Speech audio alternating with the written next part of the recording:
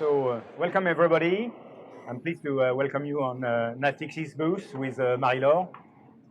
Maybe you can show the next slide just to a brief introduction. Marie-Laure, if you may. Yeah. So, I'm in charge of innovation and solution development at Trade and Treasury Solutions. So, we are developing new products and new solutions for cash management and trade and supply chain finance. And for supply chain finance, we chose to work with Marco Polo and TradeX to build a new solution on the receivable parts of the product. So on my hand, I'm Cyril Broutin, based in Dublin and responsible for overarching the relationship with some of our members bank, which are a major, the major French banks, of course. So this presentation is meant to be providing you with some very a brief introduction on what Marco Polo really is. So it is an initiative which has been triggered in 2017 between TradeX and R3, the Corda provider of DLT solution. The idea of Marco Polo is really much to revamp, let's say, trade finance transactions, make them more digitalized, of course, and leveraging the DLT technology, making it much simpler, automated, secured, and transparent for a whole ecosystem. Not only banks, but also third parties willing to participate the trade finance transactions. Whatever those transactions be, either like Marie-Laure was mentioning, open accounts, so receivables based, or more really involving commercial parties like buyers and suppliers. If you may go. So we figured out that, of course, within trade finance, there are still today a lot of challenges with a lot of information which is trapped, not digitalized, and processes which are really paper-based and not really efficient, especially from either a cost efficiency perspective, but also from a security perspective, okay, and a compliance perspective. So the idea with Marco Polo is really much to build a platform, a network of participants to make the transaction much more automated, seamless, and end-to-end from a corporate perspective, and with banks able to provide those kind of new solutions very much more secure and visible. If you may, okay. So the idea of Marco Polo is, based on 3 layers of, let's say, solution. The very first layer is modules and application, which are really flexible. It means that from a end user perspective, very, very much flexible. So whatever the setup is meant to be, the program is meant to be, it is left in the end user hands to be able to parameterize the solution. But also a platform. So either from a bank perspective or even a corporate perspective, having that platform distributed onto the network. So this is really important to have that in mind. This is very much an idea of giving any party, any participant, the ability to run and have its own instance of the platform, with a rich suite of APIs, meaning that from an integration perspective, it is made very simple, and of course integration gateways too. Just for that, the connectivity to the network, to the ecosystem, made much more easier. Last but not least, of course, the blockchain technology, which is a network of nodes. So nodes being an identity on the blockchain, and a vault, meaning that every single node identified on the network is being able to transact from let's say, a bilateral perspective. So only sharing the information that are meant to be shared between the parties, okay? So from a high-level perspective, what is the idea of the Marco Polo network? Making converge the physical supply chain, the financial supply chain, and the informational supply chain. So having on a very simple, well, on one point, I would say, yes, all those, well, the relevant information shared, okay? So having one source of truth for every single participant.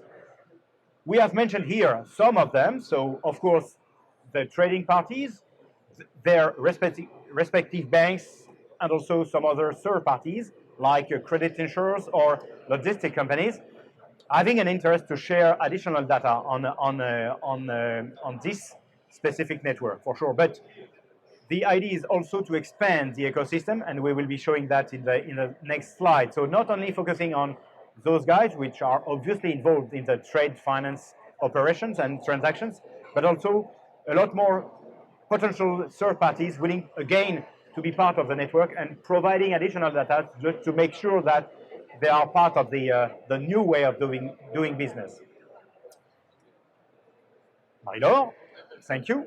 So yes, I was mentioning those. So we are currently having up to 25 banks join the network, and every single week we are having new joiners in every geography. So not only Europe, not only Asia, not only Africa or the US or Latin America, but well, it's everywhere. And we are also, relying on partnership with some other participants, like those who are mentioned here. So either ERP provider, which is really important to make it easier for every single corporate to be connected to the network and be sharing information from the very source of truth, meaning the ERP system, of course. But other participants like AIG, so a credit insurer, or MasterCard, which is going to provide a new tool with regard to entity management. And we are obviously having lattices, so with a very specific focus. Marie-Laure, if you want to add some words in that respect. So before going to the demo, because we will have a short demo. Yes. Why we chose to join this initiative? We were looking for a solution in the supply chain finance area. And we were looking for a secured solution, shared solution, distributed, and a multi-bank solution because it's what our customers are looking for. We chose Marco Polo project because it was a distributed ledger project, so secured and distributed architecture. It provides to our customers who are large corporates a multi-bank solution, and it provides also a promise to be integrated to their ERP, like SAP, Oracle, or other ERP, which is very simple for them. So Marco Polo gives all this, provides all these advantages to the bank and to our customers. Our customers were very interested in that solution. So we have been we onboarded the project, let's say 1 year, a little 18 months ago, something like that. 18 months ago, but we confirmed yes that we would effectively be part of the project less than 1 year ago, I think. We onboarded a very large client, pilot client, let's say a little less than 6 months ago. We tested the platform with them. They provided their feedback and their features, so we provided them to TradeAlex, and we still are developing the application to fit with the customer needs. And we hope that we will be live at the very beginning of next year with our large corporate clients. So in terms of the solution that you have done, is it more on using some of the logistical providers as well? Not on this module. This is very focused for the MVP, minimum viable product. It is focused on the building of a program of invoices by the customer who sends it. We will see that to the bank who propose financing, and it's built around invoice financing actually. But there are the payment commitment module, which is another module of Marco Polo, onboards the shippers and so on. This client was based in France or is this based here? We are based in France. Yeah. With the client that you were working with? It's based. It's a very large customer. So the person we are working with is based in France, but it's an international client. Okay. Now the reason why I asked is because of the infrastructure that you need to build. Was that cross-border or was it domestic within France? Okay. In fact, no worries of where the participants are. Okay, it's meant to be either local, so addressing local operations, or cross-border operations, depending on where the parties are located. But in fact, it's not a concern, because when it comes to speak about the solution, the nodes on the network, on the Corda network, are talking together. So the blockchain is worldwide. So no matter where the participants are. Okay. It's a distributed architecture actually. So. And what Mario was mentioning is that it's really important. Well, we are building this ecosystem, so giving every participant the ability to connect to a lot of potential different people. So if you can go to the next slide, because this is a kind of a summary of the value prop of Marco Polo. So it's a way to connect once to connect to many. It means that either from a bank perspective or from a, let's say, corporate perspective, a way to be able to connect to a lot of multiple parties, potential parties. So from a bank perspective, of course, you are addressing your needs for having some more streamlined solutions, so addressing your cost efficiency needs, but also opening up your potential channels of communication and commercialization, of course. And from, like Milo was mentioning, our client needs, the exact same on the corporate side. So opening up your ability to connect to any kind of participants, bank participants or whatever, okay?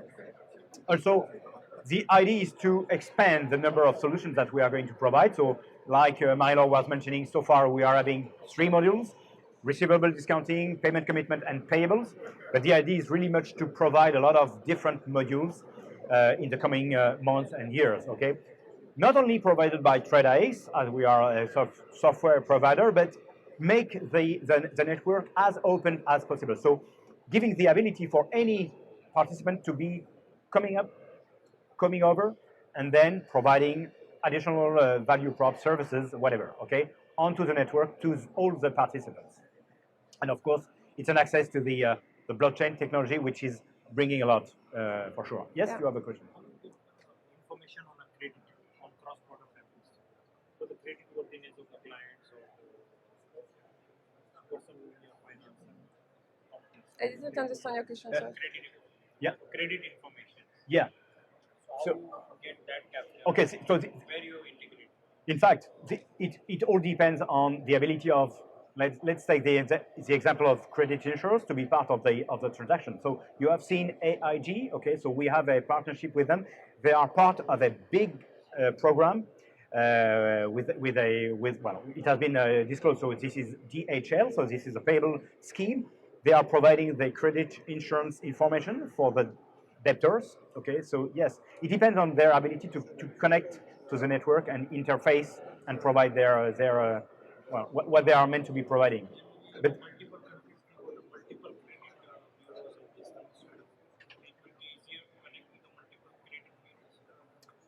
well, in that case, in fact, this is providing credit insurance on debtors, or like they are doing today. Okay, but this is a good question, because the idea is to get access to tons of data. Okay, just to be probably enhancing the way they are today doing their stuff. Okay, so having the ability to probably set up some kind of dynamic credit assessment. You see what I mean? Okay, having access to payment information or whatever. So on a very dynamic way. Okay, instead of today, which okay, they are assessing their risks. Okay, on a let's say annual basis. Okay, the idea is really to access the data onto the network between parties, commercial parties. The platform is built to be very open, actually, but Yeah. we are going step by step, Step to by be step. very honest. So we want to no, go yeah. live very fast with the client, just to continue to keep on building the product with our clients, because Yeah, it's very yeah. important. Yeah. That's a good point because yes, Marco Polo is also well, it's a collective initiative, in fact. So Milo was mentioning the fact that well, we have provided, and you can go to the next slide, provided the ability to our bank members the ability to pilot some transactions. Okay, so some of them are mentioned here. Milo and Natixis, they have run some pilot transaction with that customer she's talking about. So that was really much the idea of getting the feedback of the end users, okay? So that to help design the more, let's say, focused solution, okay? So we are still driving the roadmap of the solution, but we are getting a lot of feedback from the bank members or from the corporates. No. Of course. No, absolutely no. But come over to the Marco Polo booth. We are having a booth, so we will be more than happy to go farther. Okay. So as we were mentioning, so three modules, three solutions are available today, as of today: receivable discounting, payment commitment, and payable finance. And we have also built an embedded application from within an ERP, which is Oracle NetSuite, to make it even simpler for a corporate to be interacting with any other participant on the network. Anyway, we are going to focus a little bit on receivable discounting. So just to give you an insight, for the sake of clarity, the demo, so we are going to show some videos of the platform. Everything has been made manual, okay, in that video, but the idea is really much to automate the process, of course. So first is the program setup. Marie-Laure, if you can go. So no, it's but written. yeah. Okay. Okay, next slide, and then you can click on. Click on what? No. Yeah, no, that's fine. Okay. So this is the platform. So I'm here demoing, we are demoing here the setup of a program. So you have seen that we are in the funder environment, and it's an idea of what is available from a bank perspective to set up the program. So it's a very rich engine, okay, provided to the bank just to set up the different participants, of course, but also the rules that are going to be applied on every single transaction, if need be, okay? So it's a powerful engine of a set of rules, okay, which we are, by the way, enhancing every single day, okay? Just to give you an insight of what it is available, you can, in fact, set up everything with regard to a program, okay? So once a program has been set up, so a seller, some debtors, then you are getting into a very detailed setup, what kind of rules you want to apply, and then at the end of the day, of course, you are going to activate that program. So just to let the participant know that they are now part and they are able to transact. Okay, so it's a very well, again, very flexible, very focused. So you can build a kind of a template for whatever program you want to build up, or even for a very specific transaction or operation, building your own program, very focused. If you may go to the next slide. Yeah. Oh, non. No? La flèche bas. Non, c'est bon, vas-y. Voilà. Okay. Second step is, of course, from a supplier perspective, to go for uploading the invoices, okay, the assets. Okay, I want to sell my invoices. I have to sell my invoices. I want to get funded based on my invoices. So this is the next step. Yeah. Again. Yeah. Okay. So at the end of the demo, I will be perfectly. so here we are on the supplier side. So okay, the customer side, okay, willing to upload. So with regard to that, the demo is very manual. Okay, so we are showing up all the steps of an upload of invoices. But of course, ultimately the idea is like Marie-Laure was stating, so giving the ability from a corporate to be uploading automatically, in fact, all the invoices, not manually, of course. So building a kind of a connectivity tool just so that from the ERP system, okay, every single invoice which is meant to be sold, okay, could be so that the upload could be done very automatically. So once it is done, so in fact, the platform is giving you a lot of information with regard to the upload, and then of course, once the upload has been done, you can see everything which is very important. The ledger view, okay, so it means every single asset which has been uploaded onto the platform is also recorded onto the blockchain, okay, and every single change which is going to be made on that asset is going to be shared with the other party. So from a supplier perspective, as you have seen, every single invoice is on the ledger, okay, and has been shared already with the funder. So that, and you have seen this is eligible. So accepted on the blockchain with checks, which has been done, and eligible in the program itself, okay? It's going very quickly, so. It is very quick. So yes, normally it's okay. Normally it's fully automated. Okay, so but anyway, so with regard to the, let's say, the financing part, let's go, Marie-Laure, please. So again, thank you. Okay, so we are going to enter the platform again as a supplier, and I am going to select my currency. I want to ask for a funding. Okay, so the idea is to select some invoices to be sold, okay? But this can be, of course, automated, fully automated, okay? So I can set up in my rules, okay, what kind of invoice I want to sell. Here, this is a very manual process, so I can even do that manually, okay, or fully automatically. So then, just to let you know. Sorry, do you finance on a portfolio basis as well? We could be, okay. Here, this is a very much, invoice based, okay. But we could be setting up some ABL programs, okay? If this is the kind of okay. But yeah, it's going very fast. So anyway, so the you supplier. Want me to stop? I don't know how to stop. Maybe I will try to stop. I don't know if you can, but anyway, no, I don't know if. The very first step was. You're not supposed to ask a lot of questions. No, no questions. Let's go further.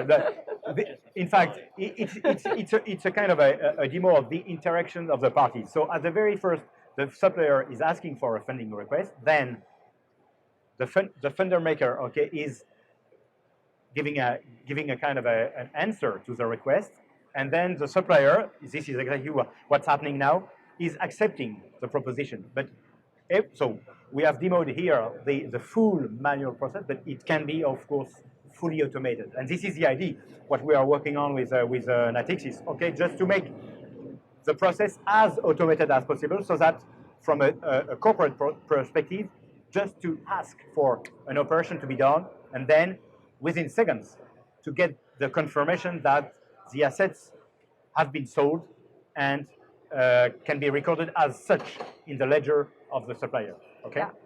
It's what our client is looking for to get a very quick answer. Yeah. At the end of the day, of course, there are a lot of interfaces, okay, because of course, from a supplier perspective, and this is what is currently demoed here, the bank is going to send a confirmation that the payment has been made, okay, at the end of the day. So this, based on that information, it means me as a bank, I am committed. You see what I mean? So based on that information, then the supplier could be updating its own information within its own ledger, so that the invoice is not anymore a receivable, but cash, okay? Last but not least, just before going here, actually the program set within the application is a mirror of an underlying Yeah. contract. Yeah. And that's how the rules are parameterized. They reflect the underlying contract. Absolutely. In the underlying contract, we say to our client, yes, we can work on this country, but not on that country. Yes, we can accept to finance invoices not less than, don't say, $1 million and so on. So we parameterize all the rules, and this is a reflect of the underlying contract. So Actually, the sales contract is also set up as a smart contract here? no, the smart contract could be In fact, the well, program, yeah. but actually our legal department need, the traditional agreement between credit agreement, let's say, between the bank and the No, but the original supplier. buyer-seller contract can be done. Yes. here. But, Yeah. well, for instance, what you are mentioning, the transfer of ownership of the asset is, in fact, on the ledger, on the blockchain. Okay, so this is the source of truth. Okay, if there is any request or whatever for that specific thing or event, it is on the ledger, and we can provide the proof that the asset, the invoice, has been transferred. Well, the ownership of that specific invoice has been transferred. It is tracked and traced fully transparently on the blockchain. So as I was mentioning, that Do you break it totally separated from the compliance point of view, or have you integrated all the IT system compliance with it? Compliance systems are not integrated well, now. no, not now, but the idea is relying on APIs, of course, to call, Yeah. potential other source Not of only information. compliance, but No. also our credit limits, Of course, yes. systems and so on. So Absolutely, yeah. But step by step. So yes, based on APIs, well, you can Yeah. do whatever you want, in fact. Okay. So, well, with regard to that very mundane process, so at the end of the day, well, on maturity, there is a need for do it again. Flèche bas peut-être. Yeah, c'est bon. Okay.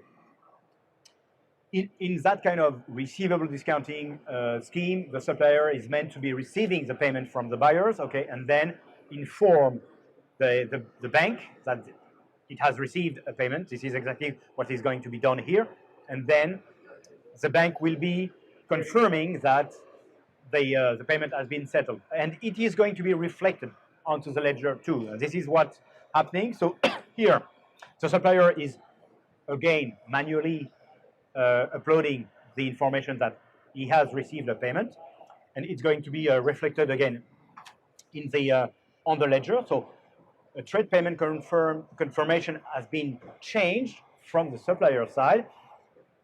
On the bank side, okay, it's going to be, well, the bank is going to be notified, and the bank is going to be confirming that the settlement has been received, and then the operation will be, let's say, closed onto the. So would it be uploaded back into the credit monitoring systems in the bank? Can be. In fact, depending on what the bank is willing to implement in terms of solution, in terms of processes, okay? So, but the important thing is that, yes, everything again, and then, okay, on the ledger, on the blockchain, it is recorded, okay? On both sides. And so this is the funder side, okay? But you will see that if I come back to the supplier environment, everything has been replicated. So it means that the participants, both sides, are sharing the exact same information. At the same time. And at the same time, yes. And then from a supplier or a bank perspective, I can update my own system as I need to be updated, okay? So as a kind of a wrap-up, well, you have understood that we are relying on the blockchain technology. We do believe that it can provide a lot of more security, efficiency, traceability, a lot of things. Now, the promise is to go live now as soon as possible and make it clear that this is scalable. Okay, so this is what we are working on with Natixis, and as Marie-Laure was stating, hopefully we can go live by the end of this year for pilot, well, let's say pre-production transaction, and then really go live next year. So this is the plan, and we are happy to have that. Well, Natixis as a very and our clients are very excited as partner. well. So yes, next slide, because this is your part for sure, Milo. Okay, if you want to join, okay, so new banks willing to join, every single day we are having discussions like we are having, promoting, of course, Marco Polo. It's an easy process. Okay, we are providing some multiple scheme just to test or evaluate the solution. But yes, the idea is really much to expand as much as possible the network, so that when time is ripe to expand and have a lot of transactions happening onto the network. By joining yourselves, you're going to also help us connect with the Of Corda course. network. Is that what it is? This is the exact yes, the idea, of course, for you as a bank having access to a lot of potential correspondents, but also a channel of well, opening up your market and the network. No, I think from that perspective of where you're getting into new geographies, where the challenge that I think you probably are facing as well is how do you kind of build the same ecosystems around the client's transaction requirements? Meaning, if I get into an environment, if you're not doing invoice financing, if you're doing something related to documentary trade, for example, then you need to provide to make sure that these are connected in the logistical providers, third-party providers, and all of that before the clients can make use of this. So some of it is. That's a good question, because in fact it all relies on our ability, in fact, to onboard the various participants. Okay, so the goal now is to onboard as many banks as possible, of course. So to expand again the possibilities of what you are mentioning in terms of potential transaction, but then relying on the bank themselves to onboard their own clients, but make it very easy for any corporate client to be onboarded and participate onto the network. So providing a node and that kind of things. But you only need a node. Okay, so a kind of a relationship with a bank, which is member of the Marco Polo network, and then being provided with a node. It means that at that very simple moment, you will be able to transact. Which is, by the way, the promise of the network. Okay, connect once to connect to many, even if your very first, connection is with you, for instance. But then having access to a lot of different partners, potential partners. So triggering a real snowball effect. You see what I mean? Yeah. So many more to come here in sibos. So feel free to join. So today we are having that presentation with Natixis, and thank you again, Marie-Laure. Tomorrow we will be on the LBBW booth with the big announcements, and then, come over to our booth. We will be more than happy to further. Yeah. Today at 3 p.m. is the big release with Dur again time. They just the time. Yeah, because I think one of the things that we face challenges is to actually get the infrastructure. Sometimes we believe the client needs to centrally drive this as well, because we have seen examples where the client drives it, then the bankers come in, the logistical providers come in, and so instead of the bankers, if you approach the bankers many times, then the bankers need to run around and make sure, working with you, to make sure that everything else along this transaction. Because sometimes the buyer's not ready, sometimes the seller's not ready, Okay. sometimes they. No, you are right. You are right. You're forcing the bankers to lead and to do all of that. And sometimes the client itself, because it's client-centric, so the client's needs are. In fact, yes, the promise is if we are able to provide the relevant solutions, then of course the adoption will be very natural, I would say. Okay, so either from a buyer perspective or a supplier perspective, if there is a need from a buyer to provide some visibility to the supplier, then okay, it will be only a call. Okay, just join the Marco Polo network. This will be much easier for us to transact. Okay, and then you will find at some point in time the relevant bankers to participate and to be part of the transaction. But again, it also means that if you have a client and you are not on the Marco Polo network, you are taking the risk that losing your customer. You see what I mean? Okay.